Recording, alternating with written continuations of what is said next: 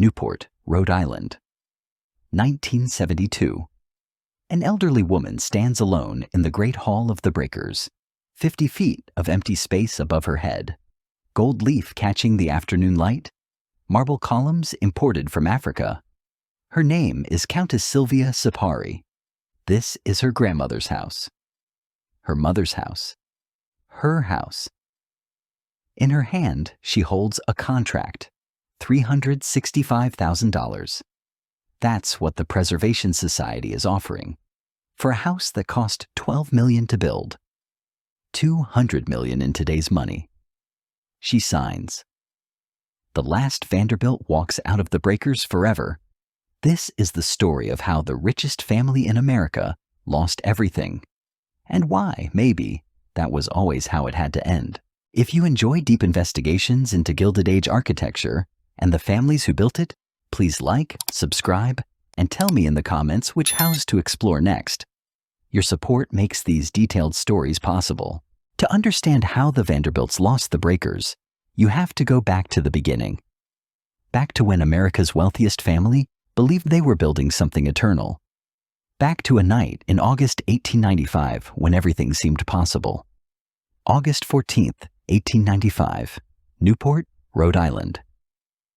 The sun is setting over the Atlantic.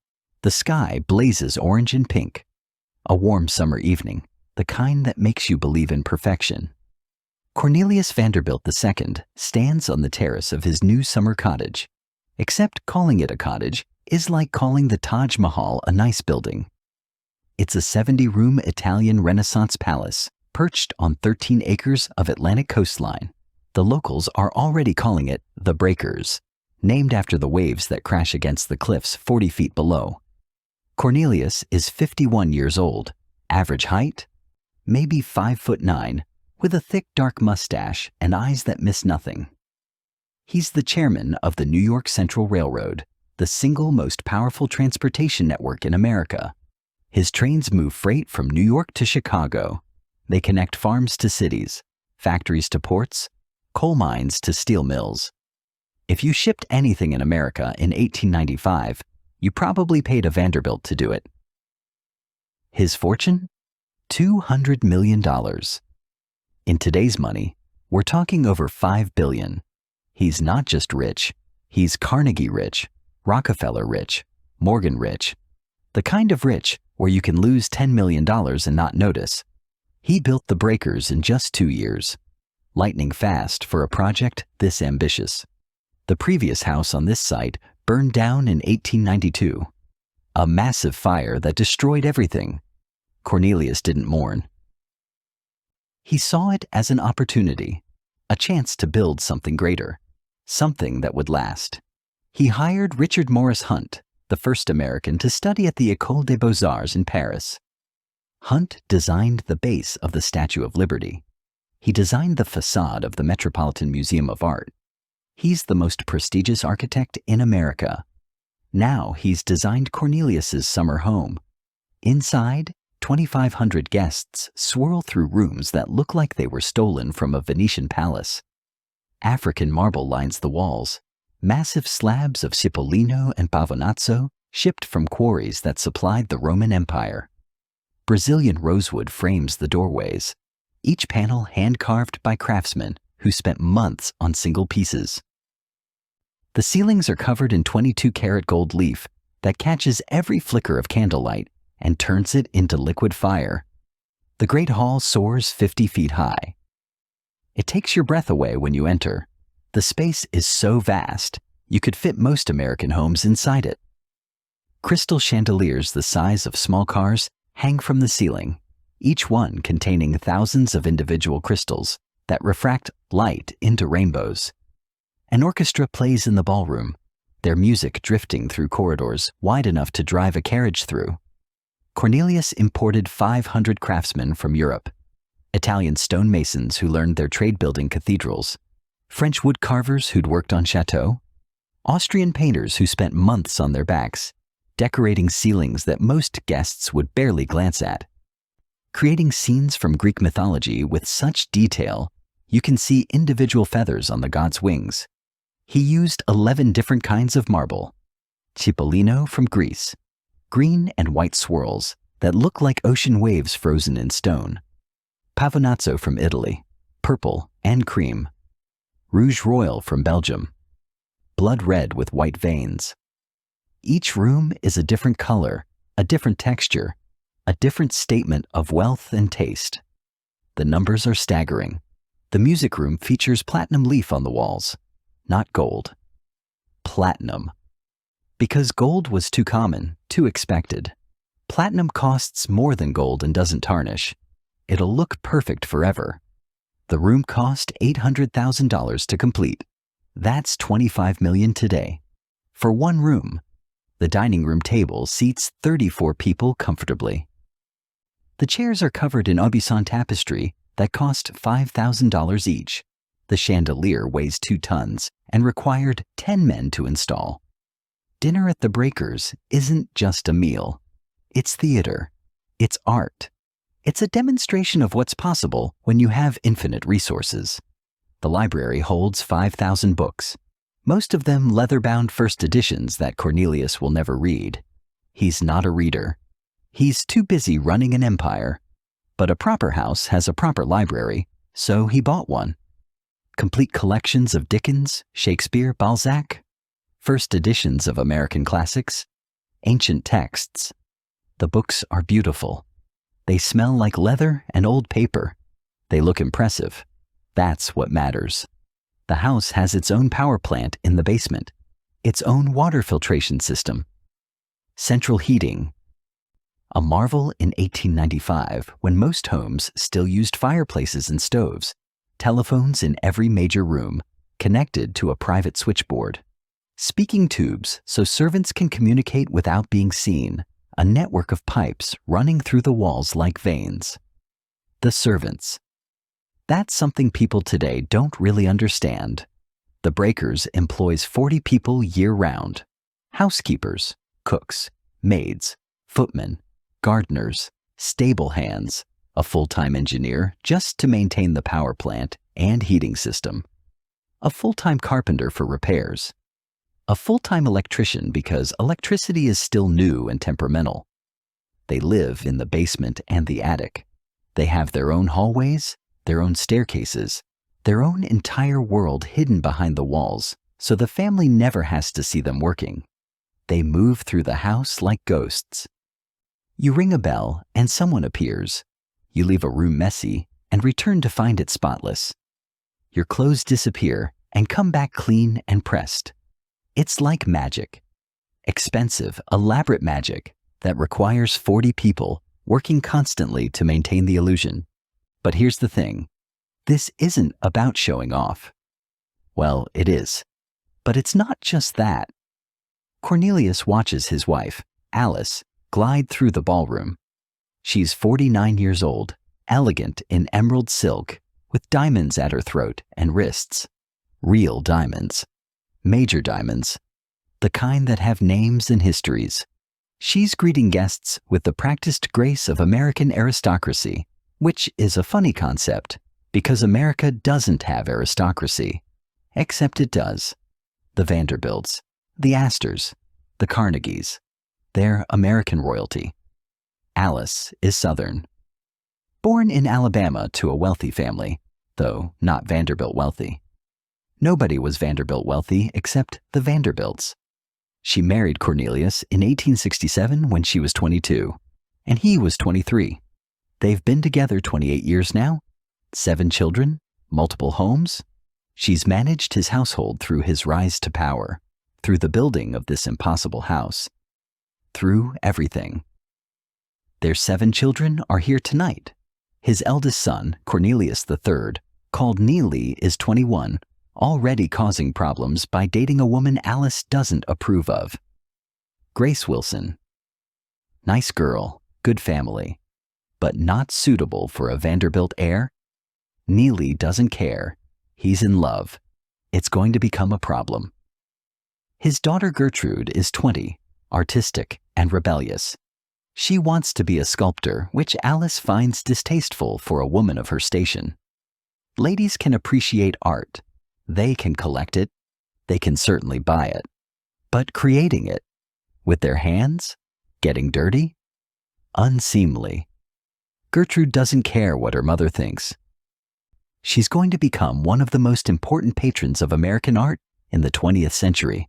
She's going to found the Whitney Museum. But tonight, she's just a rebellious daughter making her mother nervous. And then there's Gladys, 14 years old, still in pigtails, spinning in her new party dress, laughing with her sisters. She's Cornelius's baby. His favorite, though he'd never say it out loud. She has his eyes, his smile, his stubborn determination. She's going to marry a count and move to Hungary and lose everything in 2 world wars. But tonight, she's just a happy teenager in a beautiful dress in the most beautiful house in America. This house is for them, for family, for legacy. Cornelius believes the breakers will shelter Vanderbilts for 200 years, maybe longer. He's built it to last. The foundation goes down 30 feet into solid bedrock. The exterior walls are solid stone, 3 feet thick. You couldn't knock this house down with a cannon. The roof is made of glazed terracotta tiles imported from Spain that will never rot, never wear out, never need replacing. He's thought of everything. The power plant can run indefinitely as long as you feed it coal. The water system draws from artesian wells that'll never run dry. The structure itself is fireproof. Steel frame, stone walls, terracotta floors under the wood. The house that burned in 1892 taught him a lesson. This one won't burn. Cornelius has planned for everything. Everything except what's about to happen. September 1896, 1 year later, 13 months after that perfect August night. Cornelius Vanderbilt II collapses in his office at Grand Central Terminal. Stroke. He's 52 years old, still young, still vigorous, still working 18-hour days, still attending meetings and negotiating contracts and running an empire that employs tens of thousands of people. And then, in an instant, everything stops. The doctors don't know what caused it. Probably stress. Probably the 18-hour days and the constant pressure and the weight of running America's largest railroad network. The Gilded Age is brutal even for the winners, maybe especially for the winners. The pressure never stops. They move him to the breakers to recover. The sea air is supposed to help. That's what doctors always say. Fresh Atlantic breezes. Quiet. Rest. As if fresh air and quiet could heal a brain that's started to betray itself. Alice arranges his bedroom on the ground floor in what was supposed to be a guest suite. He can't climb stairs anymore. His left side is paralyzed. His left arm hangs useless at his side. His left leg drags when he tries to walk, which he can barely do. He needs help getting from bed to chair. Help with everything. His speech slurs. Words that should be easy come out wrong.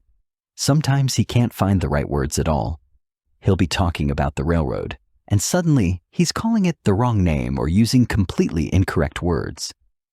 The man who commanded boardrooms full of powerful men now struggles to ask for a glass of water. He tries to work from bed. Papers pile up on the nightstand. Financial reports, railroad schedules, union negotiations, labor disputes, investment opportunities. His assistants visit daily, bringing documents for him to sign, reading him reports, trying to include him in decisions. But the railroad empire is slipping through his fingers. He can see it happening. He's not that far gone. His mind works, mostly. But his body won't cooperate. He can't attend meetings, can't negotiate, can't intimidate competitors with his presence, can't do any of the things that made him powerful. The man who once controlled 10,000 miles of track can barely hold a pen. His signature, once bold and confident, is now a shaky scrawl. Alice becomes his interpreter, his nurse, his shield. She sits with him for hours every day, reading him reports, explaining situations, helping him form responses. She writes letters for him, signs papers for him, makes decisions when he can't. She runs the household, manages the staff, handles correspondence, plans menus, approves expenses, organizes their social calendar, though they're not very social anymore. Hard to be social when your husband can barely speak and needs help with everything. She protects him from bad news, which is getting harder because there's more and more of it. The other railroad barons smell blood in the water. Cornelius's competitors start circling like sharks. James J. Hill controls railroads in the Northwest. E. H. Harriman is buying up lines in the West. These men have been waiting for an opening, and now they have one.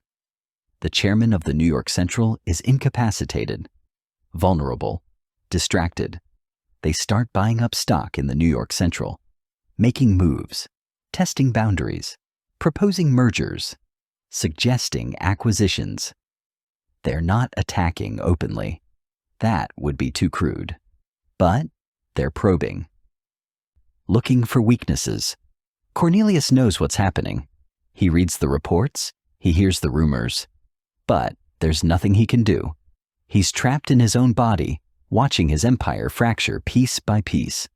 Alice tries to keep his spirits up. She wheels him out onto the terrace in the afternoons when the weather is nice. They sit together, watching the Atlantic.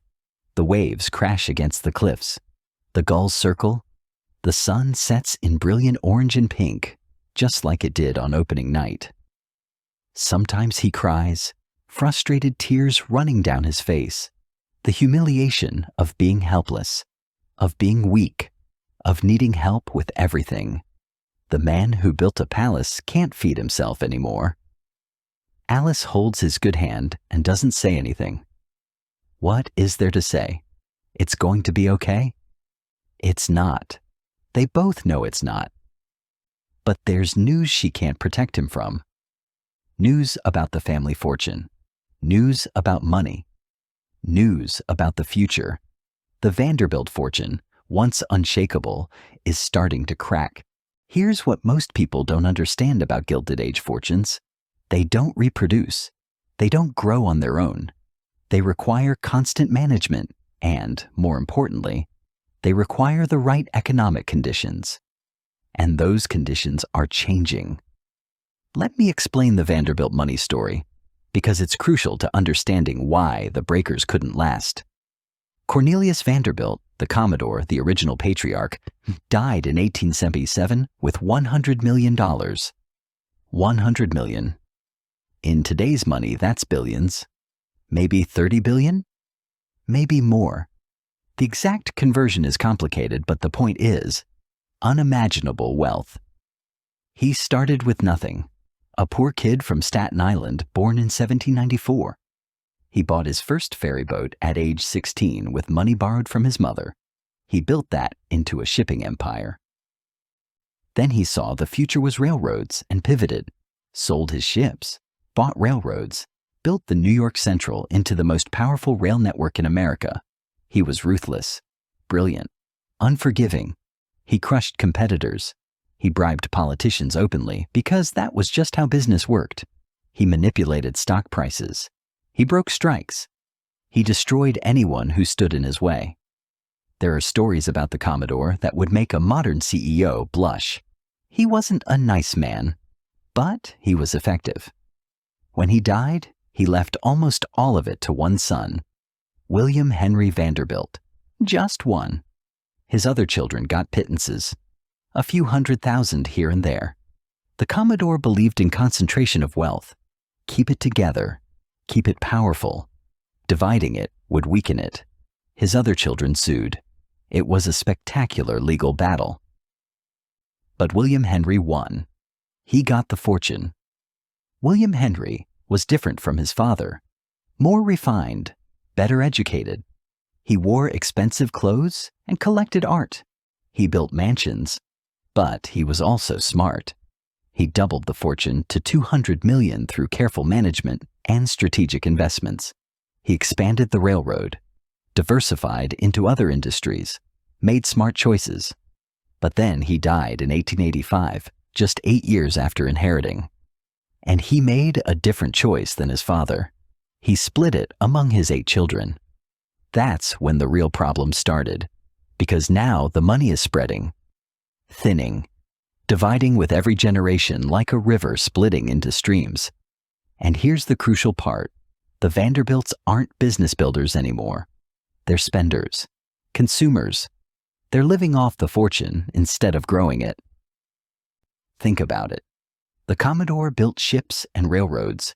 He created businesses that generated wealth. William Henry managed those businesses and invested wisely. But the next generation? What do? They build mansions. Massive, expensive, impossible to maintain mansions.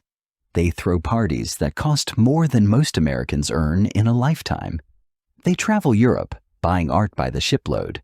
They marry European aristocrats. They live like royalty without doing the work that creates royal wealth. Cornelius II has 7 children. His brother William K has 3. His sister Emily has 5.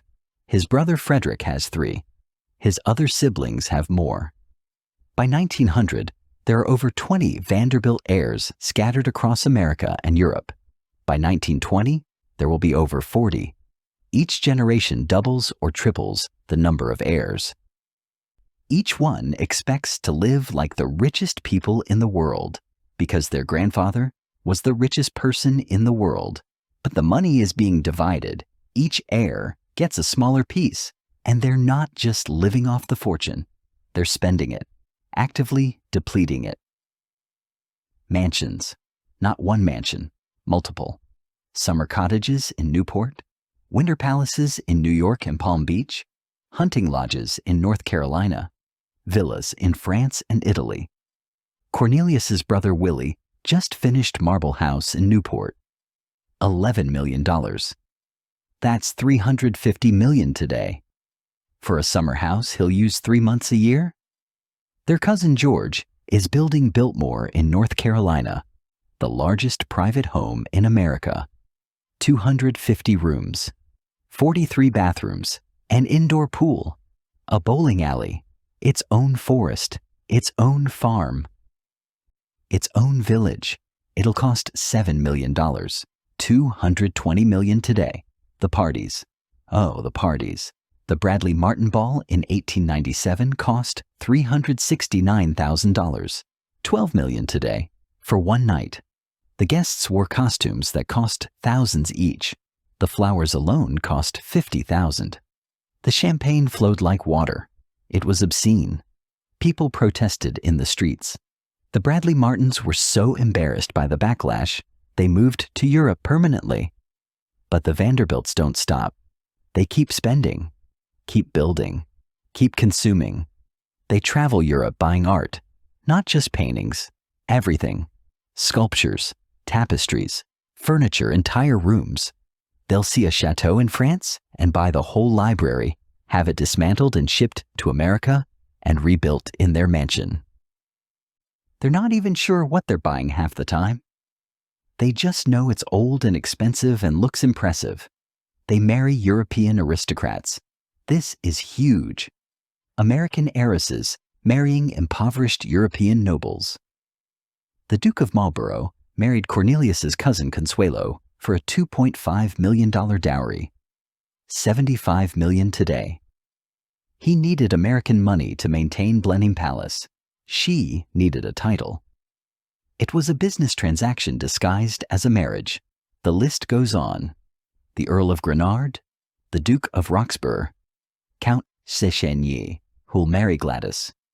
American dollars flowing to European titles. The fortune is bleeding out. Every year more heirs. Every year more expenses. Every year less income relative to the spending. And worse. The world is changing in ways that threaten the Vanderbilt fortune fundamentally. Income tax is coming. It'll hit in 1913 with the 16th Amendment. For the first time in American history, the federal government will take a percentage of wealthy people's income. The Vanderbilts have avoided taxes for generations because there were no income taxes to avoid. Property taxes, sure. But those were local and manageable. Income tax is different. It's federal. It's progressive. The richer you are, the higher percentage you pay. When it starts, the top rate is 7%. By 1918, it'll be 77%. The government will take 3/4 of top incomes. The Vanderbilts have never faced anything like this. Railroads are being regulated. The Interstate Commerce Act passed in 1887. The Sherman Antitrust Act in 1890. The government is breaking up monopolies. Teddy Roosevelt is coming into power as a trust buster. He's going after the robber barons. The Wild West days of capitalism are ending. The days when you could bribe a politician or crush a competitor or manipulate stock prices without consequences are over. Labor is organizing. Unions are forming. Workers are demanding better wages, better conditions, shorter hours. The Vanderbilts have always treated labor as a cost to be minimized, but workers are getting power, getting organized. The Pullman strike in 1894 shut down railroads across the country. It took federal troops to end it. Labor is going to become more expensive, more difficult, less controllable. New industries are rising: oil, steel, automobiles, electricity. These industries are controlled by new men: Rockefeller, Carnegie, Ford, Edison. Men who are building new fortunes while the Vanderbilts coast on old railroad money. The economic center is shifting, and the Vanderbilts are on the wrong side of the shift. But Cornelius II doesn't know any of this, can't process it, doesn't have the capacity anymore. He's lying in bed at the breakers, watching the Atlantic through his window, believing his children will be safe, believing the fortune will last forever, believing the breakers will shelter Vanderbilts for generations. Alice knows better. She's doing the math. She's seeing the bills. She's comparing the trust income to the expenses. She's watching the railroad stocks and realizing they're not as stable as they used to be.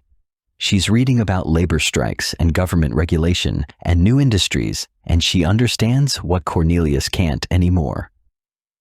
The world is changing, and the Vanderbilts aren't changing with it.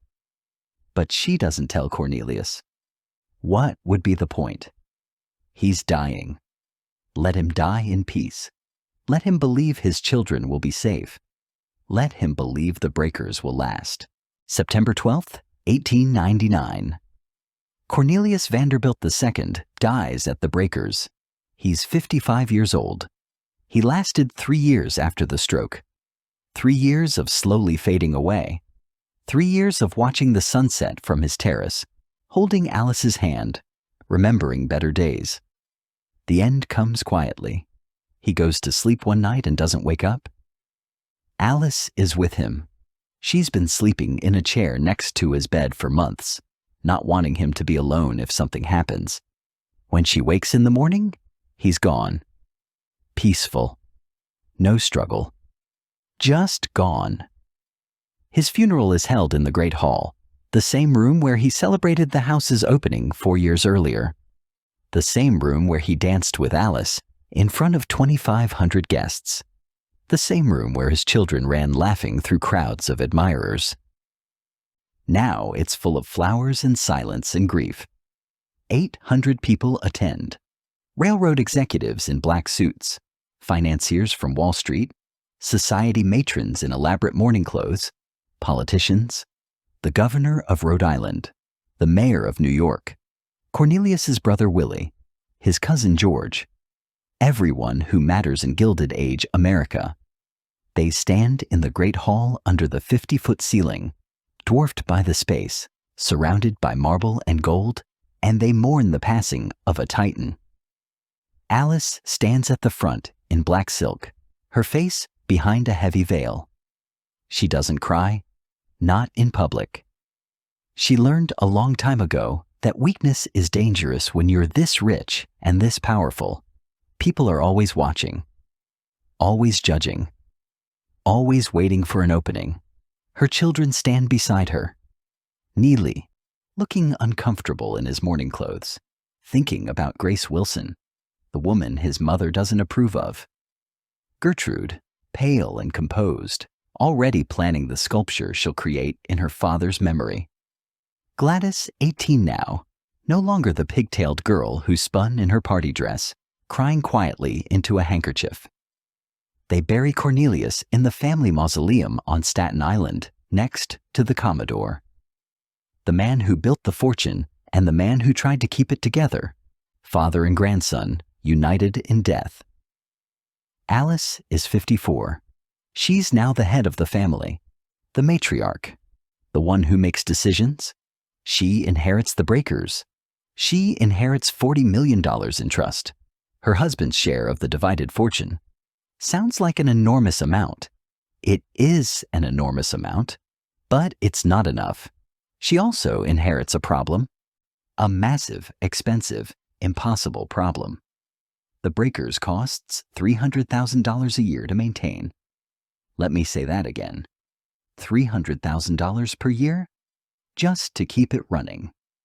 In today's money, about $10 million annually. $10 million. Every year, just for maintenance. That's not mortgage payments. The house is paid for. That's operational costs. Heat. The house has 65,000 square feet spread across 70 rooms. Heating it through a Rhode Island winter requires a massive amount of coal. The furnaces in the basement run constantly from November through April. The coal bill alone is tens of thousands. Electricity. The private power plant runs constantly. Thousands of light bulbs, the speaking tubes, the telephones, the heating system controls, the water pumps. It all runs on electricity generated on site, which means constantly buying coal and maintaining equipment and paying the engineer. Staff salaries, 40 people year-round. More in summer when the family is in residence. Housekeepers make about $500 a year. Cooks make a bit more, maybe $800. The head butler makes $1,500. The engineer makes $2,000. Add it all up, and you're paying $25,000 to $30,000 a year just in salaries. That's almost $1 million today. Maintenance. Marble cracks, gold leaf tarnishes, pipes leak, roofs need repair, wood warps, paint fades, glass breaks. There's always something. The house is too big and too complex to ever be truly finished with maintenance. Something always needs fixing. Always. The maintenance budget is $50,000 a year minimum. Property taxes. Newport started taxing summer estates in 1916, but even before that, there were local taxes. The breakers is assessed at millions. The tax bill is tens of thousands annually and only going up. Gardens. The grounds require 5 full-time gardeners. Plants die and need replacing. Lawns need constant care. Trees need pruning. The salt air from the Atlantic kills plants faster than normal, so things need replacing constantly. Flowers for the house, seasonal replanting, tools, equipment. It adds up. Food. Even when the family isn't in residence, the staff needs to eat. 40 people eating 3 meals a day, 365 days a year. Plus, when the family is there, you're feeding them properly, which means being the best ingredients. The food budget is enormous. Supplies, cleaning supplies, light bulbs, coal. Wood for fireplaces, lamp oil for the hurricane lamps kept for emergencies, linens, towels, dishes, glassware. Things break and need replacing. The supply budget never ends. Add it all up, $300,000 a year. Minimum. Bad years, it's more. And that's just the breakers. Alice also has to maintain their New York mansion, the massive pile at 5th Avenue and 57th Street. Another $150,000 a year. Maybe $200,000. It's smaller than the breakers, but in a more expensive city. She has to support her 7 children. They're adults now, but they still need money. Allowances, help buying their own houses, funding their lifestyles. Each one expects to live like a Vanderbilt. She has to keep up appearances, stay in society, donate to charities, host events when appropriate, dress properly. You can't be a Vanderbilt and look poor. You can't skimp. You can't economize visibly. That's not how it works. Alice does the math. She's good at math. She's been managing household accounts for 30 years. Her income from the trust? About $2 million a year. Maybe $2.5 million in good years when the railroad pays strong dividends. The Breakers eats 15% of it. The New York house eats another 10%. The children and their needs eat another 20%. Charitable donations and society obligations eat 10%. Taxes eat 5% and rising. She's spending almost 60% of her income just maintaining the lifestyle, leaving 40% to actually live on. 40% sounds like a lot. It's almost $1 million a year. But not when you're supposed to be one of the richest families in America, and the income isn't growing. The railroad isn't as profitable as it used to be. Competition is increasing. Regulation is tightening. Labor costs are rising. The dividends are flat, maybe declining. The math doesn't work long term. Alice can see it. The money is going out faster than it's coming in. Not dramatically, but steadily. Every year, the fortune gets a little smaller relative to the expenses. The Breakers is no longer a monument to the family's wealth. It's an anchor dragging them down. But Alice refuses to let go. This is Cornelius's dream. This is her children's inheritance. This is proof that the Vanderbilts matter, that they built something that will last. She made Cornelius a promise, standing by his deathbed, holding his hand as he slipped away. She promised she'd keep the Breakers, keep it in the family, keep it perfect, keep his dream alive. So she holds on. For 25 years, she holds on. Whatever it takes.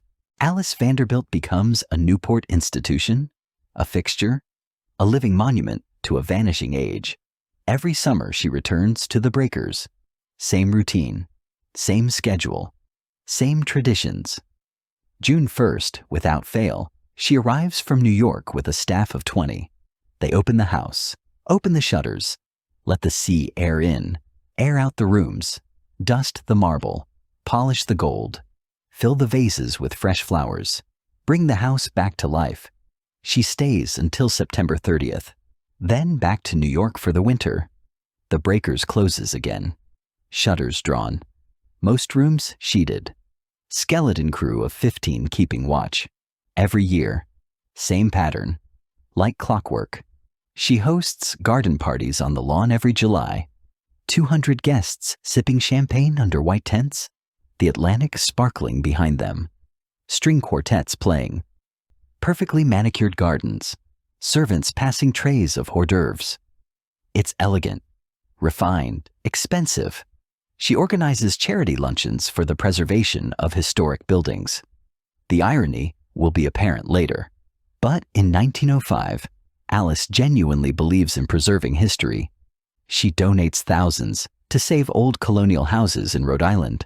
She never imagines the Breakers itself will need saving. She walks the cliff walk every afternoon at 4 o'clock.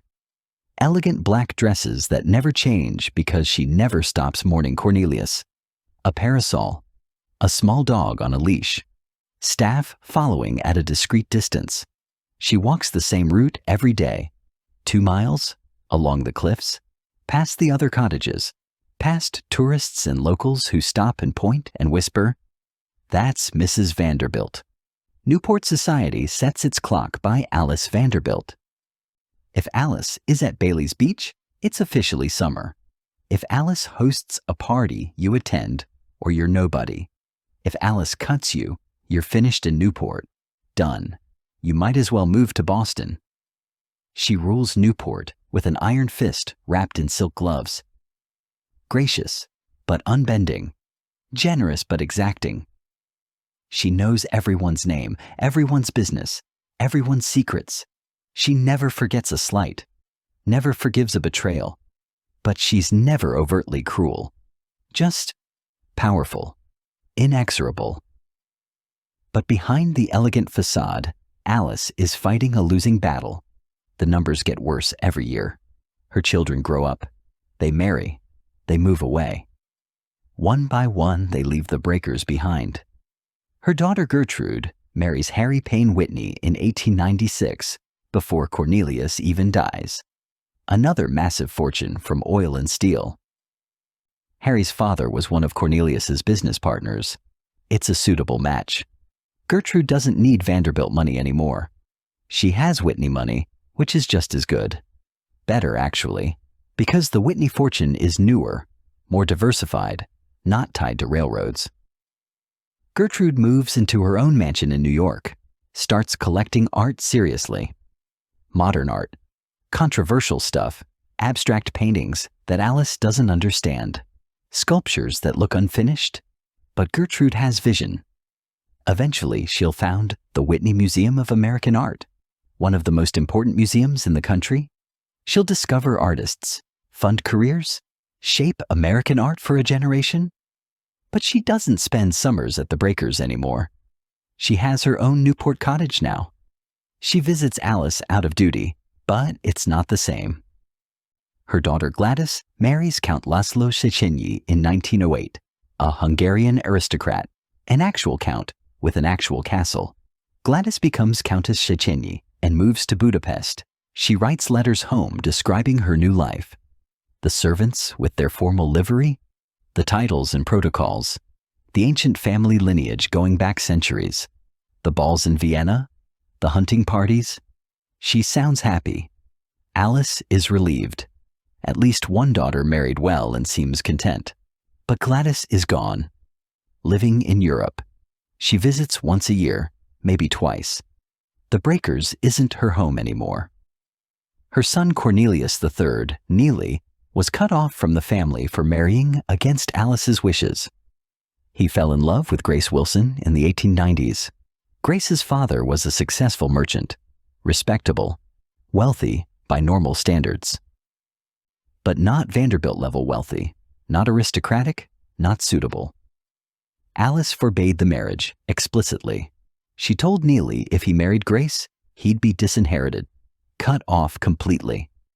Neely married her anyway in 1896. He chose love over money. Alice and Cornelius were so angry, they rewrote their wills immediately. Neely got $1 million and that's it. Sounds like a lot. It is a lot. But for a Vanderbilt, for the eldest son who should have inherited the lion's share, it's an insult. His siblings each got $40 million. Neely never forgave his parents. He moved to New York and built his own life, separate from the family. He became a successful businessman in his own right, invented the automatic railroad coupler, made his own fortune, proved he didn't need Vanderbilt money, but he and Alice barely spoke for the rest of her life. He didn't visit the breakers. When she died, he didn't cry. One by one, the children leave. They build their own lives, their own families, their own homes. The breakers is their mother's house, not theirs. They have no emotional attachment to it. They don't want it. It's too big, too expensive, too much work. By 1910, Alice walks its halls alone. 70 rooms, 40 servants maintaining them, all for one elderly woman who spends 3 months a year there. The inefficiency is staggering. The waste is enormous. But Alice refuses to change. This is how Cornelius wanted it. This is how it stays. She tells herself she's preserving his legacy, honoring his memory, keeping the family seat. But really, she's just holding on, refusing to let go, refusing to admit the world has changed. The money gets tighter every year. The bills pile up. The trust income stays flat while expenses rise. Inflation, labor costs, material costs, everything costs more. Alice starts making cuts, small ones at first, reduce the staff slightly, 40 to 35, close off the third floor permanently, no guests anymore, stop replacing furniture and art as frequently, let some maintenance slide. She stops hosting the big parties, too expensive. The garden parties continue, but they're smaller, simpler, less champagne, fewer flowers. She's careful about it. Nothing visible. Nothing that would make people think the Vanderbilts are struggling. You can't look poor. Can't economize visibly. That's not how it works. But she's economizing. Quietly. Desperately. Then World War I hits in 1914, and everything gets worse. Europe explodes into violence. 4 years of brutal warfare that kills millions and bankrupts nations. The old order collapses. Empires fall. Aristocracies crumble. Gladys writes desperate letters from Hungary. The Austro-Hungarian Empire is crumbling. The economy is in chaos. Hyperinflation is destroying everything. A loaf of bread costs millions of kronen. Their savings are worthless. The currency is collapsing faster than they can spend it. The servants are leaving, because even when paid, the money isn't worth anything. You can't buy food with it. Can't pay rent. It's just paper. The war comes to Hungary. Fighting in the streets. Revolutions. The communists take over briefly. Then the fascists. Then chaos. The old aristocratic order is dead. Titles mean nothing anymore. Gladys and Laszlo flee to Austria, then Switzerland. They lose most of their property. The castle is seized. Their investments evaporate. They're not poor exactly. They still have some money, but they're not wealthy like they were. Not remotely. Alice sends money, as much as she can. She wires thousands of dollars to Swiss banks. But the war makes it difficult. Banks are failing. Currency exchange is a nightmare. Money disappears into the chaos. And the war affects Alice directly too. The American economy is disrupted. Shipping is dangerous. Trade is restricted. The railroad business suffers. Fewer passengers. Less freight. Lower profits. The New York Central dividend gets cut. Not eliminated, but reduced. Alice's income drops. Then, in 1913, right before the war, the federal income tax arrives. The 16th Amendment passes. For the first time in American history, the federal government takes a percentage of wealthy people's income. It starts small, 7% on the highest incomes. Alice pays her taxes and doesn't complain. It's patriotic, it's proper, but it's another expense, another leak in the boat, and it's not staying at 7%. By 1918, the top rate is 77%. The government is taking 3/4 of top incomes to pay for the war. 3/4. Alice's effective rate is lower because of deductions and trust structures, but she's still paying a lot more than 7%. Tens of thousands a year, maybe hundreds of thousands. It adds up. Then, in 1916, Newport introduces property taxes on summer estates. The breakers is assessed at over $1 million. The tax bill is $20,000 a year, $30,000. It keeps rising as the assessments rise. The breakers, once a symbol of untouchable wealth, now has a price tag the government can see and tax. It's not private anymore, not invisible. The government knows what it's worth and wants a cut. Alice pays. Every year she pays. What choice does she have? You can't not pay taxes. They'll seize the property. But the fortune keeps shrinking. The income drops. The expenses rise. The math gets worse. She makes more cuts. Staff down to 30, then 25. She closes more wings of the house. The third floor stays closed year-round. The second floor closes in winter. Eventually, she's living in maybe 20 rooms out of 70. She stops maintaining the gardens as meticulously. Lets some plantings go. Reduces the gardening staff from 5 to 3. The grounds still look good, but not perfect, not like they used to. She defers maintenance. The roof leaks? Patch it, don't replace it. Paint fading? Leave it another year. Pipes need updating? Make do with the old ones. Every year, more deferred maintenance. More problems building up. But she won't sell. Even as the bills pile up. Even as the fortune shrinks. Even as maintaining the breakers becomes impossible. She won't sell. This house is Cornelius's house. She made him a promise. The 1920s roar into Newport. And for a brief, shining moment, it feels like the old days are back. The war is over. The economy is booming. Prohibition is the law. But nobody in Newport pays attention to it. Champagne flows as freely as ever, smuggled in from Canada and Europe on private yachts. Jazz bands play at the Newport Casino. Flappers in short dresses dance at Bailey's Beach. Young people racing around in automobiles, Model Ts and Packards. The stock market is climbing. Everyone's getting rich. New money pouring into Newport? Movie stars, bootleggers, industrialists. The social scene is vibrant again. Gatsby-style parties light up the summer nights. Wild behavior that would have scandalized the previous generation. But it's the 20s. Everything is modern now. Everything is changing. Women smoke cigarettes in public. They wear short skirts.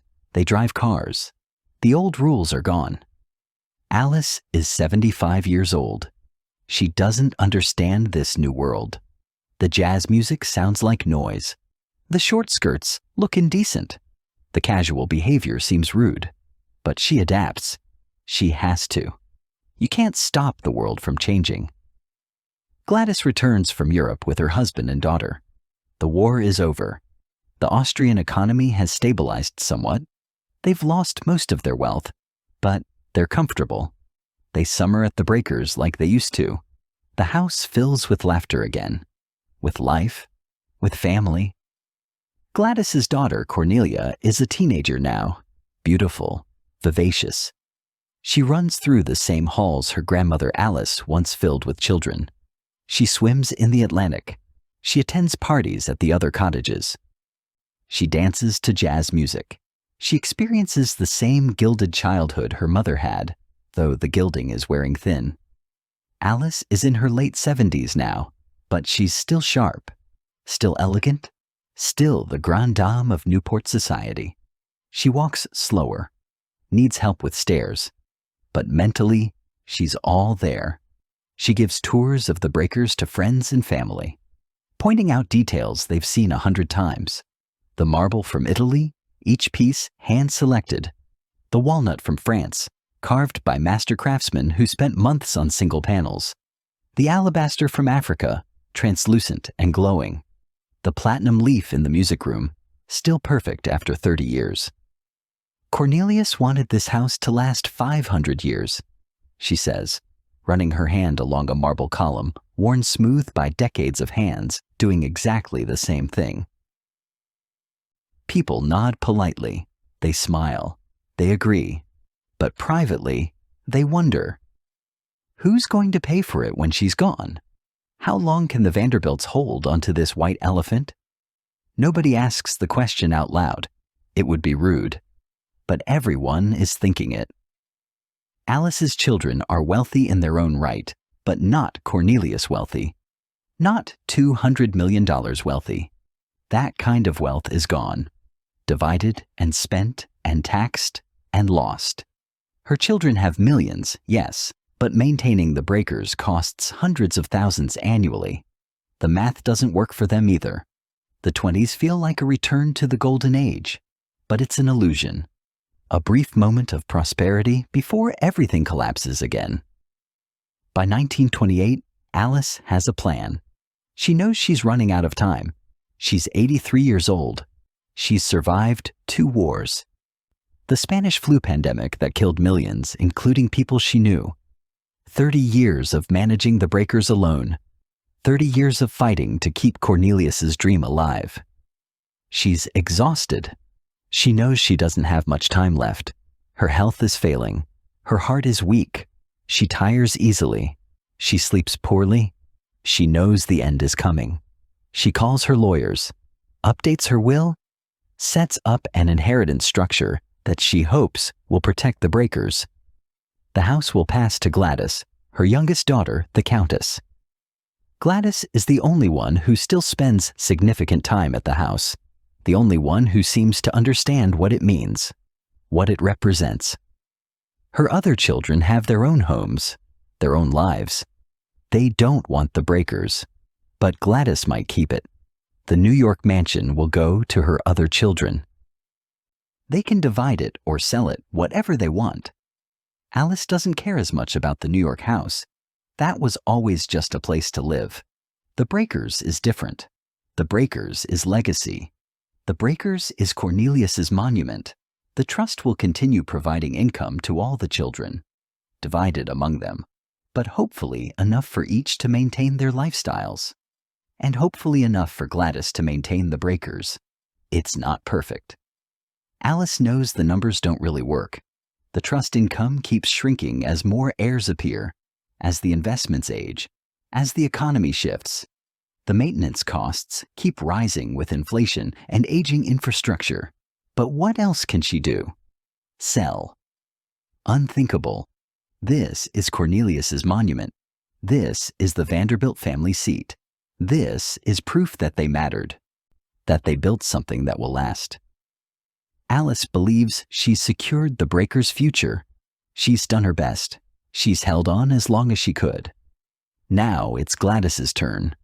Maybe Gladys will hold it for another 30 years. Maybe Gladys's daughter Cornelia will inherit it after that. Maybe the house will last another generation or two. It's the best she can do. In October 1929, Alice hosts one last gala at the Breakers. She doesn't know it's the last one. She plans to do it again next summer, but it will be the last. The house glows with electric light, every chandelier blazing, every room open, every surface polished. The gardens are perfect. The staff is in full livery. It's like the old days, like opening night in 1895. Guests arrive in Rolls-Royces and Packards and Pierce Arrows, stepping out in evening gowns and white tie. 200 people, Newport society, old families, new money, everyone who matters. Champagne flows. The orchestra plays Strauss in the ballroom, the same music they played 34 years ago. People dance, they laugh, they celebrate the end of another perfect Newport summer. Alice stands on the terrace, the same spot where Cornelius stood on opening night, the same spot where she stood 1,000 times. The Atlantic stretches endless and dark beyond the cliffs. The waves crash against the rocks with the same rhythm they've had for millions of years. The same waves that gave the house its name, the Breakers. Alice is 83 years old. She's exhausted. Her feet hurt, her back aches. She's ready to sit down.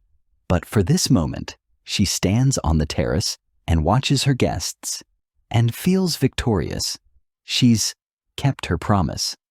She's held the Breakers for 30 years since Cornelius died. She's survived everything the 20th century threw at her. Wars, pandemics, economic shifts, social changes, labor movements, taxes, inflation.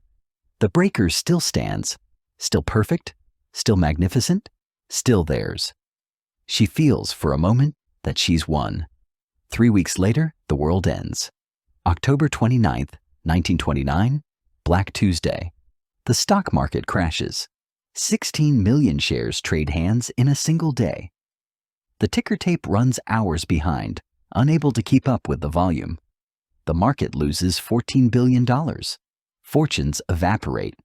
Businesses collapse. Banks fail across the country. The American economy, which seemed unstoppable just weeks ago, falls apart. Men who were millionaires on Monday are bankrupt by Friday. Suicides spike as wealthy men throw themselves from office windows rather than face ruin. Families lose everything. Life savings gone. Businesses closed. Dreams destroyed. The Great Depression begins. It will last a decade. Reshape America. Kill the last remnants of the Gilded Age forever. The Vanderbilt Trust, carefully managed for 50 years, loses 40% of its value in a matter of weeks. Maybe more. Nobody knows for sure. The financial system is in chaos. Stocks that paid reliable dividends now pay nothing. Companies go bankrupt. Investments evaporate. The income that sustained the Breakers, cut in half, maybe worse. Alice watches from Newport as the world collapses around her. She reads the newspapers. The headlines get worse every day. Bank failures, business closures, unemployment rising, breadlines in New York. Hoovervilles springing up in Central Park, shanty towns full of homeless families, men desperate for work selling apples on street corners for 5 cents.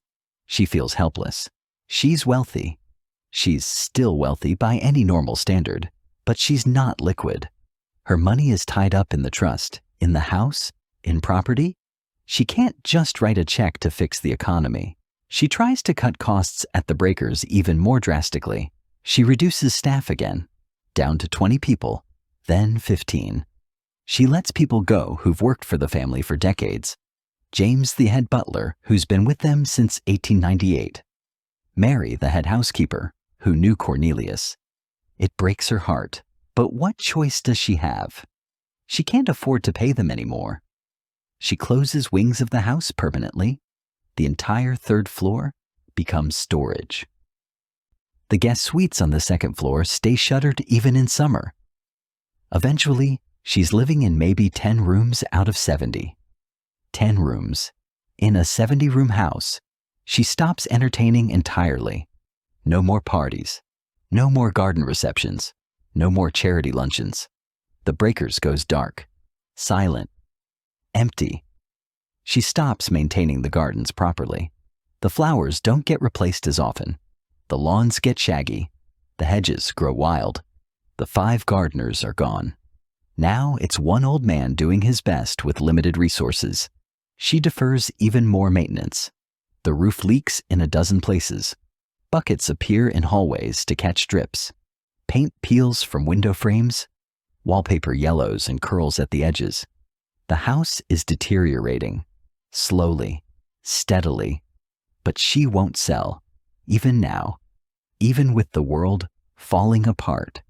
Even with her income cut in half and her expenses still crushing. She won't sell. She won't even consider it. This is Cornelius's house. She made him a promise. She's keeping it until she dies. April 22nd, 1934. Alice Gwynn Vanderbilt dies at the breakers. She's 89 years old. She dies in her bedroom, the same room she shared with Cornelius for the 4 years they lived in the house together. The same room where she nursed him through his stroke. The same room where she held his hand as he died. The same room where she slept alone for 35 years afterward. She dies in her sleep, peaceful, no struggle. Her heart simply stops. She's been ready for years. Her funeral is smaller than Cornelius's. The depression has dampened everything. No lavish displays, no excess. 300 people instead of 800. But still respectable, still dignified. Her children stand around her coffin in the Great Hall. Gertrude, now 60, gray-haired and distinguished, a major figure in the art world. Gladys, 53, worn down by 2 wars and the loss of most of her wealth. Neely, almost 60, still estranged, attending out of duty, but not grief. They bury her next to Cornelius on Staten Island. Together again. She held the breakers for 35 years after his death. She kept her promise. She held on when everyone said she should sell. She fought until she had nothing left to fight with. Now it's Gladys's problem. And Gladys knows immediately that it's an impossible problem. Gladys Chechenier inherits the breakers in 1934. She's 53 years old. She lives in Austria most of the year. She's married to a count. She has her own life, her own responsibilities. Her daughter Cornelia is married to another count, living in Hungary. They have their own problems, and Gladys inherits a financial nightmare. The breakers still costs $300,000 a year to maintain. Maybe more now, because Alice deferred so much maintenance. The roof needs major repairs. The heating system is failing. The plumbing is ancient. Electrical systems need updating. The house is literally falling apart. In today's money, we're talking $7 million annually. Minimum. Maybe 10 million if she wants to actually fix things instead of just patching them. But the trust income? Maybe 800,000 a year now, maybe less. The Depression destroyed the investments. The railroad business is dying. Automobiles and trucks are replacing trains for passenger and freight. The New York Central is struggling. The dividend keeps getting cut. Gladys can't afford the breakers. It's that simple. The math doesn't work. It will never work again. She tries anyway. She really does. She summers at the breakers, opens a few rooms, hires a skeleton crew of 10 people to maintain them, cuts every possible expense. She lives simply. No parties, no staff in formal livery, no elaborate meals. She and Laszlo eat in the morning room instead of the dining room. They don't heat most of the house. They live like caretakers in a museum. But it's not enough. It's not nearly enough. The house is too big, too expensive, too complex. Built for a world that no longer exists. Built for a time when families had dozens of servants and infinite money and no income taxes. Built for the Gilded Age. But the Gilded Age is over. Dead. Buried under the weight of the 20th century, Europe is unstable again. Adolf Hitler is rising to power in Germany, Mussolini in Italy. War is coming. Everyone knows it. You can feel it building. The same tension that preceded World War I. Gladys lived through the last war. She knows what's coming. She's terrified. In 1939, World War II begins. Europe explodes into violence again. This time it's worse. Much worse. The Nazis invade Poland, then France. Then they're everywhere. Hungary allies with Germany. Austria is absorbed. The old aristocratic order is completely destroyed. Gladys and Laszlo lose everything. The properties they managed to hold on to after World War I? Gone. Seized by the Nazis or the Soviets or destroyed in the fighting. Their investments? Worthless. European markets collapse. Currency becomes meaningless again. They flee to America. They're refugees now. Aristocrats without countries. Counts without castles. They arrive with what they can carry and not much else. They're not poor. They still have some money. But they're not wealthy like they were. Not remotely. And now Gladys has the breakers. This impossible, beautiful, ruinously expensive house that she can't afford to keep but can't bear to sell. She tries to hold on through the war. The house deteriorates further. No maintenance except emergencies. The roof leaks worse. Windows break and don't get replaced. The gardens turn into wilderness. In 1942, she closes the breakers completely. Doesn't even open it for summer.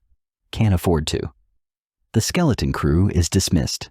The house sits empty. Dark. Decaying. Gladys visits occasionally. Walks through the empty rooms. Remembers better days. Her mother's strength? Her father's pride? Her childhood running through these halls? All gone now. By 1948, she makes a decision that would have killed her mother. She leases the breakers to the Preservation Society of Newport County for $1 per year. $1 for the most expensive private home ever built in America. She keeps ownership. Technically, the breakers is still hers. Her name is still on the deed. But she gives up control. The Preservation Society will maintain it. They'll restore it. They'll open it to tourists, turn it into a museum, run it as a historic site. It's the only way to save it, the only way to keep it from being demolished or falling apart completely. Gladys's daughter, Countess Sylvia Sapari, will live in a small apartment on the 3rd floor. She'll stay there for decades. The last Vanderbilt resident of the breakers. But the family home? The monument Cornelius built? The legacy Alice died protecting? Gone. Not destroyed. Transformed. It's no longer a home. It's a museum. It belongs to everyone now. Or to no one, depending on how you look at it. Countess Sylvia Sapari lives on the 3rd floor of the breakers. She's Gladys's daughter. Alice's granddaughter, Cornelius's great-granddaughter, the last Vanderbilt who will ever live in this house. Every morning, she wakes up in her small apartment, 3 rooms tucked into what used to be servants' quarters, a bedroom, a sitting room, a bathroom, comfortable but modest, nothing like the 70 rooms below her. Every day she hears footsteps, tourists, thousands of them. They line up at the gates in the morning, wait in the sun, pay their admission, $1.50, $2, prices rising over the years. Walk through rooms that used to be private. That used to be family spaces. That used to mean something beyond their architectural value. They walk through her great-grandmother Alice's bedroom, the room where Alice slept alone for 35 years, mourning Cornelius, fighting to keep the house. Now tourists point at the bed, at the furniture, at the personal items displayed behind glass like artifacts in a museum. Which they are now. They point at the gold ceilings. They try to touch the marble columns until the guards tell them to stop. They take photos of the Great Hall, the same hall where Cornelius celebrated opening night, where Alice hosted her last gala, where the family gathered for Christmases and weddings and funerals. Sylvia hears the tour guides. Their voices drift up through the speaking tubes that Cornelius installed so servants could communicate invisibly. Now those tubes carry the voices of strangers. This was the summer home of Cornelius Vanderbilt II, one of the richest men in America. He built it in 1895 for $12 million. That's over $200 million in today's money. The family lost their fortune and had to give up the house in 1948. She listens from upstairs, a ghost in her own house. Or is it her house? She's not sure anymore. The tour guides get most of it right, but they miss the emotional truth. They don't talk about Alice's 35-year fight. They don't mention Cornelius's stroke, his slow decline, his belief that the house would shelter Vanderbilts for centuries. They don't explain the impossible mathematics of maintaining a 70-room palace in a world with income taxes and labor rights and diminishing fortunes. They just talk about the marble and the gold and how the rich lost everything. They make it sound simple, inevitable, almost deserved. Sylvia wants to tell them it wasn't like that. It was more complicated, more human, more sad, but she doesn't. She stays upstairs, invisible, listening. Sometimes, late at night, Sylvia walks the empty halls. She has a key that lets her into the museum spaces after hours, after the tourists leave at 5 o'clock, after the guards lock up, after the house goes quiet and she can pretend for a moment that it's still theirs. She walks through the Great Hall, her footsteps echoing in the vast space. The same echoes Cornelius heard, the same echoes Alice heard for 35 years. She runs her hand along the marble balustrades, stone that traveled thousands of miles from Italian quarries, stone that will last thousands of years, longer than the Vanderbilt fortune lasted, longer than the family's ownership of this house lasted. She stands in the music room with its platinum leaf walls, platinum that will never tarnish, that will look perfect long after everyone who knew why it's platinum is dead. She sits in the library where Cornelius read to his children, where Alice read alone after Cornelius died. 5,000 books behind glass now so tourists can't touch them, can't read them, just look at them.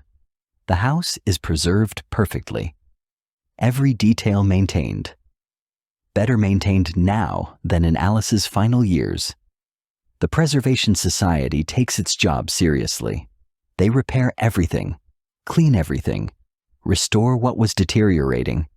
They repaired the roof. All of it. No more buckets in hallways. They cleaned the marble, every surface gleaming like new. They restored the gilding, replaced what had tarnished or flaked away.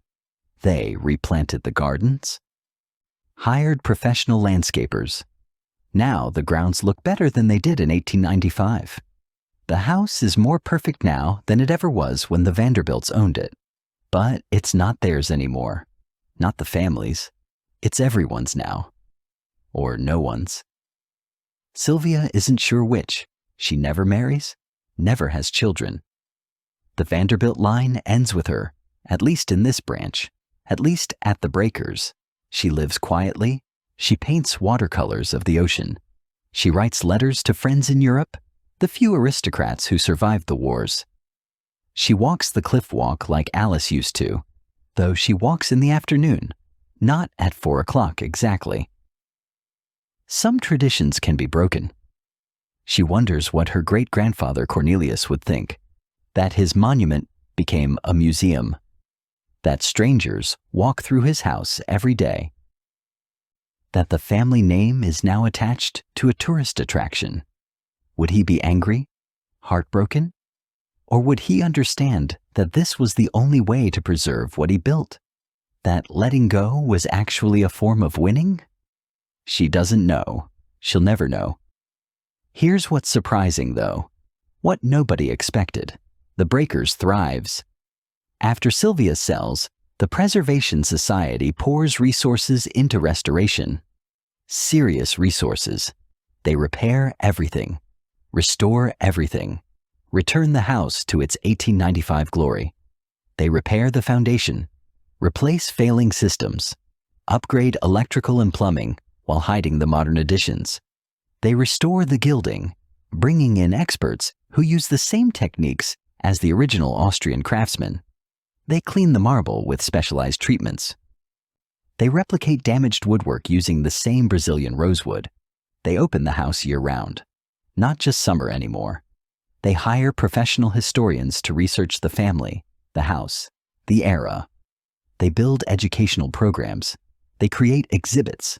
They publish books and catalogs. By 1980, the Breakers is the most visited historic house in America. Over 400,000 people tour it every year. 400,000. That's more people than Cornelius ever met in his entire life, walking through his house annually. School groups from across America, families on vacation, architecture students studying Beaux-Arts design, history professors researching the Gilded Age, tourists from Japan, Europe, Australia, people who could never afford a Newport mansion who will get to walk through one. They stand in the Great Hall and look up at the 50-foot ceiling, and their jaws drop. They see the craftsmanship, the hand-carved walnut that took months to create, the Venetian glass, the platinum leaf. They learn what it took to build something like this, the skill, the time, the resources. They learn about the Gilded Age, about the concentration of wealth in a few hands, about labor conditions, about the robber barons who built empires on the backs of workers, about income inequality, about how the world changed, and they learn about the Vanderbilts, not as cartoon villains or symbols of excess, but as real people. Cornelius, who worked himself to death trying to hold an empire together. Alice, who fought for 35 years to keep a promise to her dying husband. Gladys, who had to make impossible choices between heritage and survival. The tour guides tell their stories, the human stories behind the marble and gold. The Breakers become something bigger than a family monument. It becomes a shared monument, a piece of American history that belongs to everyone. And here's the thing, the tourists take care of it. Their admission fees fund the maintenance, the 400,000 visitors paying $8, $10, eventually $20 each. That's millions a year, more than enough to maintain the house, more than the Vanderbilts ever had. The house is more financially secure now than it ever was when the family owned it. The irony is perfect. By the year 2000, over 15 million people have visited the Breakers. By 2020, over 25 million. 25 million people walking through Cornelius's dream. 25 million people seeing what he built. 25 million people learning about the Vanderbilts. That's more legacy than Cornelius ever imagined. Different from what he imagined, but bigger. more lasting, more democratic. So why did the Vanderbilts lose the breakers? The simple answer? They ran out of money. The fortune divided with each generation. The world changed. Taxes came. Income fell. Costs rose. The children scattered. The math stopped working. But the real answer is deeper, more fundamental. They built a house for a world that no longer existed. The Breakers was designed for a Gilded Age fantasy, a world where fortunes lasted forever, where servants were invisible and infinite,